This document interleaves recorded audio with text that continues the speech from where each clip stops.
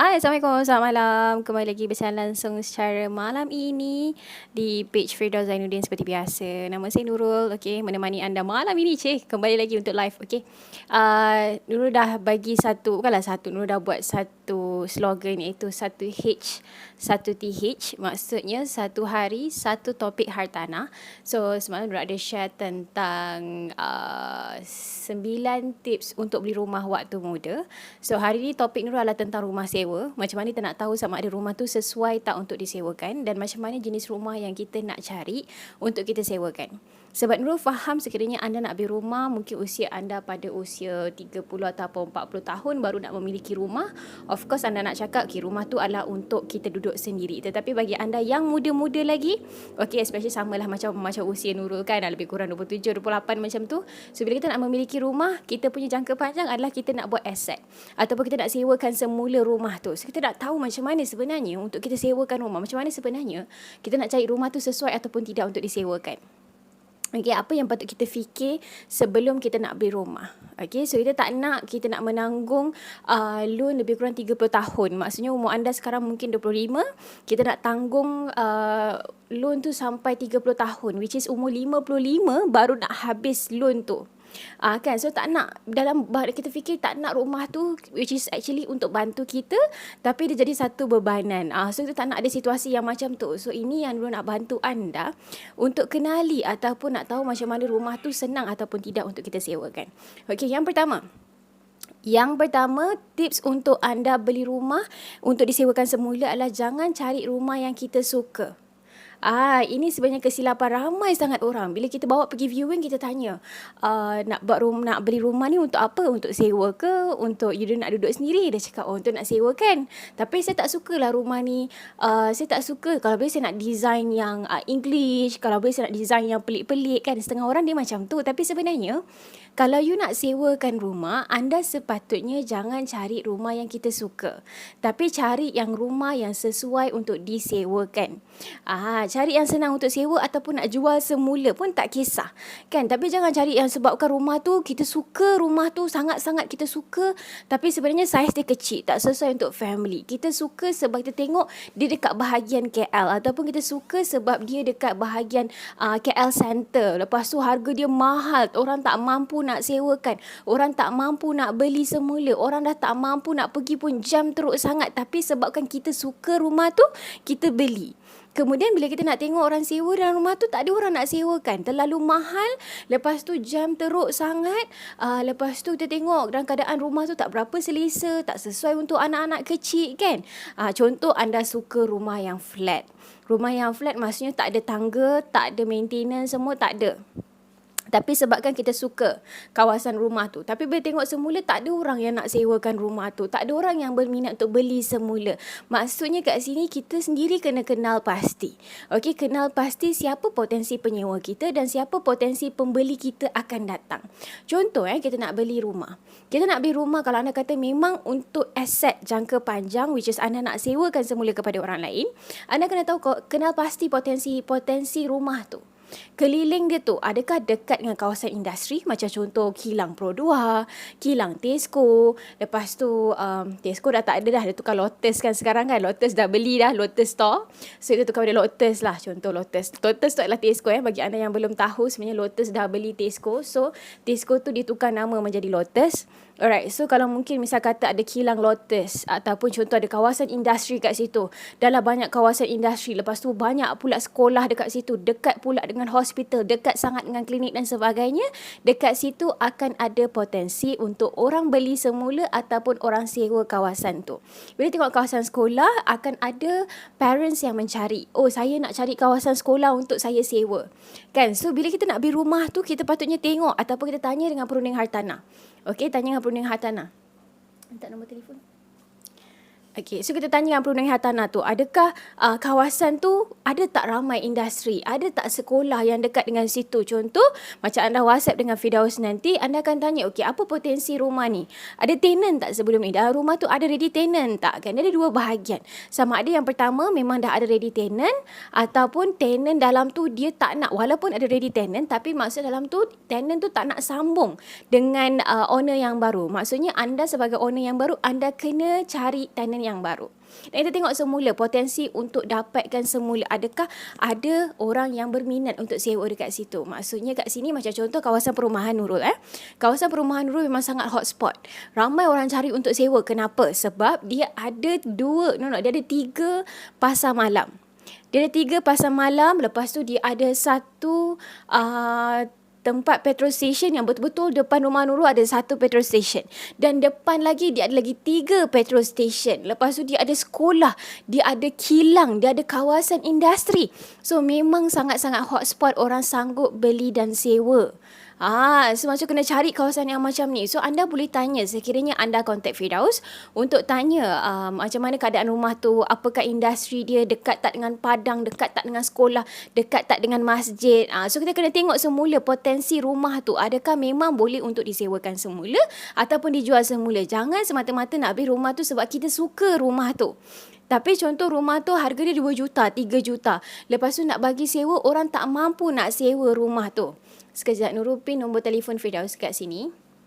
Again, Nurul dah pin nombor telefon Firdaus kat situ. Anda boleh WhatsApp, tak kisahlah anda nak tanya soalan pasal harta tanah ke, anda nak cek kelayakan anda layak ataupun tak, berapa maksimum anda boleh beli rumah dan sebagainya. Anda boleh kontak dengan Firdaus, boleh tanya dengan dia apa saya punya kelayakan. Dan kemudian kita akan minta bank in slip, anda punya salary slip, anda punya EA form. Kita akan cek semula satu-satu. Sebab kalau anda pergi bank, dia ada 2 kategori. Kalau sama ada bank tu boleh layan, ada masa dia akan layan. Kalau tak, 2 kategori. Kategori yang kedua, dia akan suruh datang lagi dengan dokumen yang macam-macam lagi. Dia suruh print. Okay, you balik, you pergi jumpa dengan HR, minta EA form, you minta dengan salary slip, you minta macam-macam dokumen sekali. Kita nak pergi cek kelayakan sahaja, tapi setengah bank dia tak layan. Ataupun setengah bank dia terlalu banyak minta dokumen. So, daripada anda nak pening-pening kepala, kontak saja Firdaus Zainuddin. Dia adalah seorang perunding hartanah. Anda boleh tanya dengan dia soalan apa yang anda nak tahu. Lepas tu, contoh anda kata, okay, saya nak beli, bajet saya, saya nak beli dekat kawasan Ceras. Okay, bajet saya lebih kurang 200 ke 300 ribu. Kita akan carikan dan kemudian kita akan tanya, adakah anda nak buat sewa ataupun anda semata-mata nak beli sendiri, nak duduk sendiri. Sebab dia ada beberapa kategori juga pembeli. Macam Nurul punya pembeli sebelum ni ataupun Firdaus punya pembeli sebelum ni, umur dia dah 30 tahun. Dia dah ada anak 2 orang, kecil lagi lah, umur dia dah 30 tahun. So dia kata memang nak beli rumah tu hanya untuk dia duduk sendiri sahaja. So kita akan cari rumah yang memang dekat dengan sekolah, yang dekat dengan pasar malam, yang dekat dengan kedai-kedai runcit, yang dekat dengan petrol station. So tak payah kalau kita macam misal kata malam tu kita terlupa nak isi minyak kan. So at least masa kita balik sebelum kita tidur, kita dah pergi isi minyak, which is depan rumah sahaja. Dan kemudian kita boleh terus rehat besok pagi tu dan pergi kerja macam biasa. Sebab tu dia kata, kalau anda boleh dapat tempat yang hotspot, jika anda muda, nak buat rumah yang untuk aset, beli yang rumah berdekatan dengan kawasan industri yang ada tinggi potensi untuk kita sewakan semula. Kecuali kalau umur anda 30 ke 40 tahun, memang nak relax, memang nak duduk rumah sahaja, dan kita akan carikan kawasan yang dekat dengan sekolah, dekat dengan hospital, dekat dengan klinik. Dan kemudian kalau anda cakap, okay Nurul, I nak buat investment tapi I duduk kat kawasan Kota Damansara, so I nak dekat dengan kawasan Kota Damansara supaya I senang nak jumpa tenant I. Tak ada masalah. Dekat Kota Damansara pun kita ada juga flat ataupun apartment yang memang dekat dengan NSK, yang dekat dengan Giant, which is sebelah-sebelah je. Kenapa kelebihan you dekat dengan shopping mall adalah pekerja-pekerja shopping mall tu boleh sewa dekat rumah you. So kita tengok semula. Kita tengok potensi semula untuk beli dan juga sewa. Kadang bila orang nak beli pun dia akan cakap, berapa orang sewa kat situ? So kita kata, okay, dalam 1,200 ke 1,000 memang takkan lari lah orang sewa dekat situ. So maksudnya orang tahu, kalau beli rumah tu lebih kurang harga RM170,000, RM180,000, bulanan adalah RM800. So bila tenant sewakan RM1,200, so anda ada ekstra lagi dekat situ. So kita akan kirakan semula berapa ROI untuk beli rumah tu. Tapi anda perlu tahu, untuk beli sub-sale punya rumah, anda perlu ready lebih kurang 10% deposit, stamp duty. Lepas tu anda kena bayar bahagian lawyer fees untuk SNP, lawyer fees untuk loan juga. So anda perlu juga sediakan lebih kurang 30 ke 40 ribu ringgit untuk you beli sebuah rumah. Sebab tu Nurul kata, kalau anda yang muda-muda yang baru dapat kerja, Jangan fokus beli kereta. Fokus beli rumah dulu. Saving untuk you beli rumah akan datang. So, sepatutnya sekarang dah kena ada ilmu apa duit yang ataupun apa fees yang diperlukan untuk kita beli sebuah rumah. Contoh anda kata saya tak minat beli rumah under construction. Saya nak rumah yang dah siap sub-sales. Sub-sales tu maksudnya dah siap lah. Dah ada owner dekat dalam tu. Kita tinggal ambil rumah tu dan sewakan kepada orang lain. Kita beli dan kita sewakan kepada orang lain. So, itu adalah rumah sub-sales. Okay, itu adalah rumah sub-sale. So, kalau anda nak tahu beza under construction, ada setengah orang dia kata, okay, saya tak ada 10% deposit, saya nak dapatkan macam-macam pengecualian, saya nak duty stamp pengecualian, saya nak MOT pengecualian dan sebagainya. Anda beli rumah under construction. Okay, rumah under construction yang belum siap lagi 2-3 tahun akan siap. So, ada beberapa risiko rumah under construction dengan rumah yang dah siap. So, itu nanti Nurul akan pergi kepada satu demi satu step. Sebab tu Nurul buat live iaitu 1H, 1TH, maksudnya satu hari satu topik hartanah. So hari ni kita bincang pasal rumah sewa saja. Macam mana kita nak cari rumah bagi anda yang muda-muda lagi nak buat sewa, macam mana sebenarnya kita nak tengok rumah tu. Okay, anda boleh tanya dengan perunding hartanah. Kalau misal kata anda ada ejen ataupun perunding hartanah anda sendiri, tanya apa potensi rumah tu. Adakah akan boleh disewakan semula? Adakah dia dekat? Kalau macam misal kata anda cari rumah yang memang dalam hutan, jauh dengan hospital, lepas tu jauh dengan facilities, jauh dengan tempat kerja, kebanyakan orang dia tak akan ambil risiko benda tu. Lagi-lagi orang yang bergaji kecil. Kan gaji kecil, lepas tu nak cari rumah sewa jauh. Lagi dengan transport lagi dan sebagainya, agak susah. Tapi sekiranya anda dekat pula dengan shopping mall, anda dekat dengan hospital, so potensi dia orang yang akan sewa berkemungkinan jururawat, berkemungkinan doktor, berkemungkinan orang yang kerja dekat bahagian catering hospital dan sebagainya. So kat sini akan ada beberapa tempat yang kita boleh pamerkan kita punya notis untuk sewa rumah. Okay, so tak naklah cari rumah yang tak ada langsung orang nak dekat, tak ada langsung kawasan industri dan sebagainya. Memang susah nak cari, tetapi orang kata kena sentiasa usaha untuk cari rumah yang macam tu. Sabar sedikit tak apa, tapi jangan ambil tindakan yang salah dengan melabur sesuatu benda yang buat kita menyesal akan datang. Kan, sebab kita nak beli rumah ni, kita komitmen 30 tahun. Yes, benda tu adalah aset. Nurul faham itu adalah aset, tapi kita tak nak benda tu bagi kita penyesalan. Kan ayat pun dah lari dah. Tak nak bagi penyesalan untuk kita akan datang. So masa kata kita nak beli aset semata-mata untuk kita cover kita punya komitmen akan datang. Yes, kita boleh fokus benda yang macam tu. Tetapi jangan ada penyesalan. Sebab tu sebelum you nak beli rumah, you tanya dulu dengan property agent, adakah rumah ni boleh disewakan semula? Apa potensi untuk beli rumah? You boleh tanya dengan jiran-jiran kawasan dekat situ kan. Biasanya orang yang viewing rumah ni dah tahu dah. Dia nak tengok rumah tu dekat mana. Lepas tu nanti 5 minit akan datang semula kat rumah tu, dia check balik betul ke tak kawasan rumah tu selamat. Setengah orang dia akan tengok dia punya security guard tu bekerja ataupun tak bekerja. Adakah dia punya kejiranan dia tu bagus? Adakah kawasan situ jam? Kan orang yang viewing rumah, orang yang nak ambil rumah, Nurul nasihatkan datang berkali-kali tak apa, tak ada masalah. Kan, tapi tak perlu dah jumpa owner. Maksudnya kita tengok kawasan perumahan tu, kita datang semula waktu malam. Adakah jam? Adakah bahaya? Adakah traffic kat situ memang teruk? Lepas tu kita pergi pula pagi besok tu, tengok pagi besok tu jam teruk ke tak jam teruk, macam mana pula dengan highway kat situ, macam mana pula dengan traffic light kat situ, macam mana kejiranan kat situ. Kalau misal kata ada kenduri, adakah dia akan tutup kawasan dekat situ dan sebagainya kan. So kita datang semula berkali-kali untuk check pun tak ada masalah. Sebab kita nak duduk lama dekat situ. Bila kita nak duduk lama kat situ, misal kata anda tak nak dah sewakan rumah tu, kita nak stay ataupun nak duduk kat rumah tu. Dan kita kena tahu macam mana keadaan environment kat kawasan tu.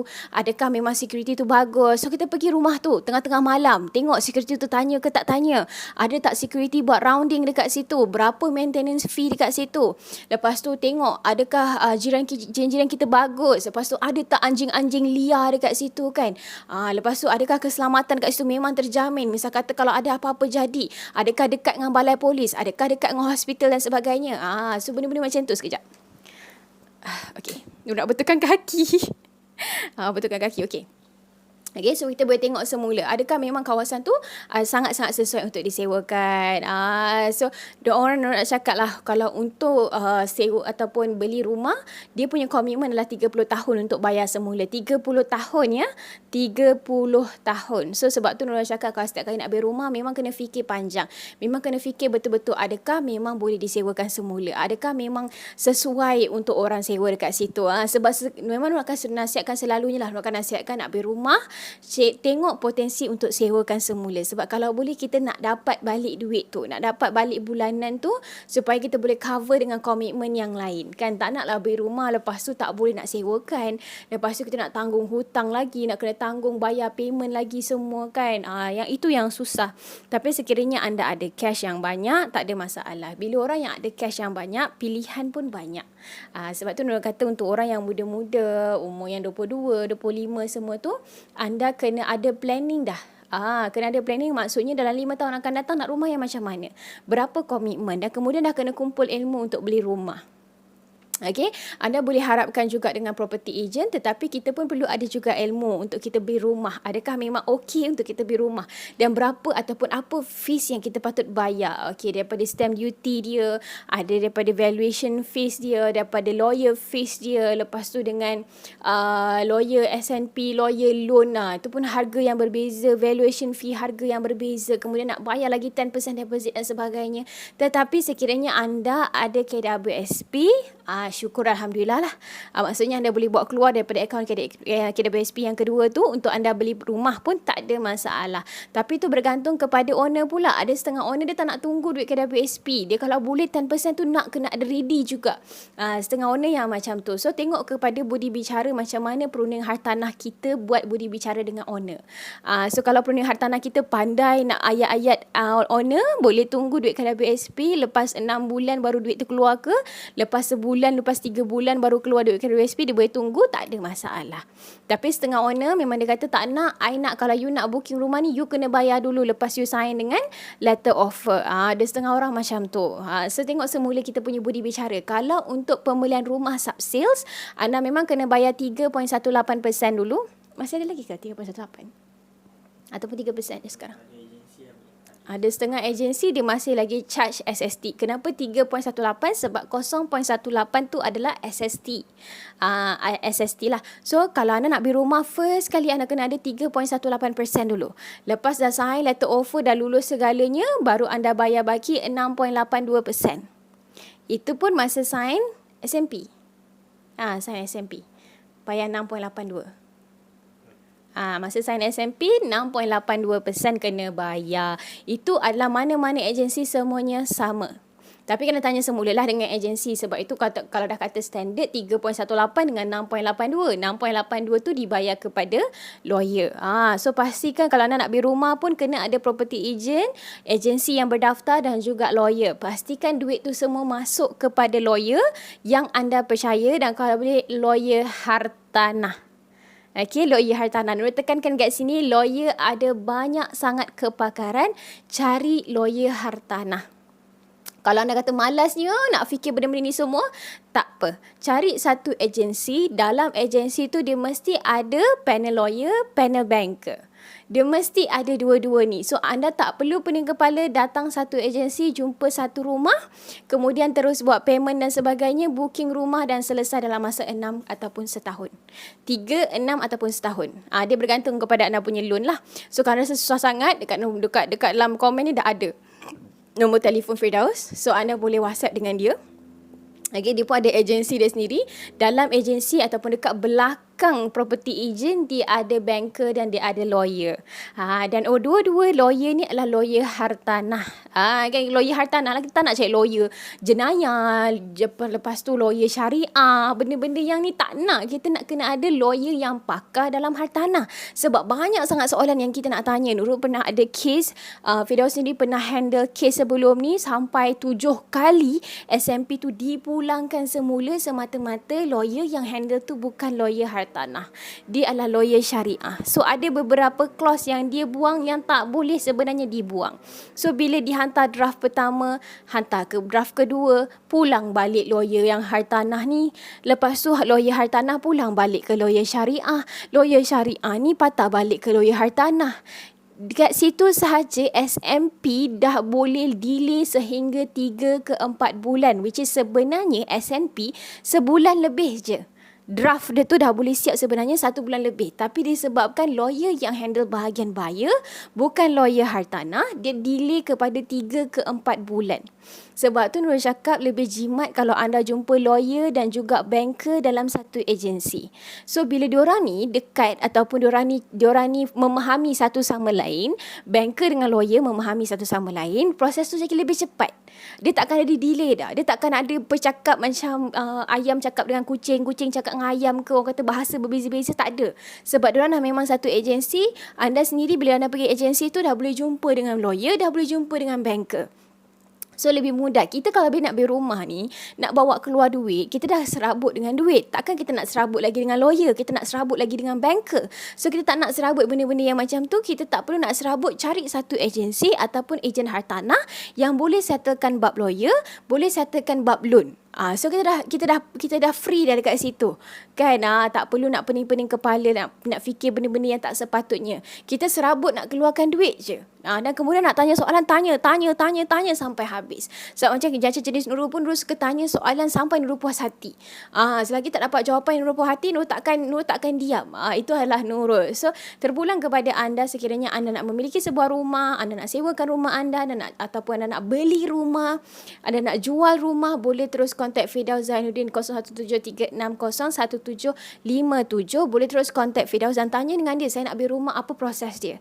Kalau misal kata nak beli sekarang, nak beli 5 tahun akan datang, planning sekarang untuk tanya dengan dia dokumen apa yang kita perlukan supaya kita bersedia akan datang. Kita dah bersedia dokumen apa yang kita nak, rumah macam mana yang kita nak beli, apa planning kita. Sebab selagi kalau you tak ada planning, you memang takkan boleh ada rumah.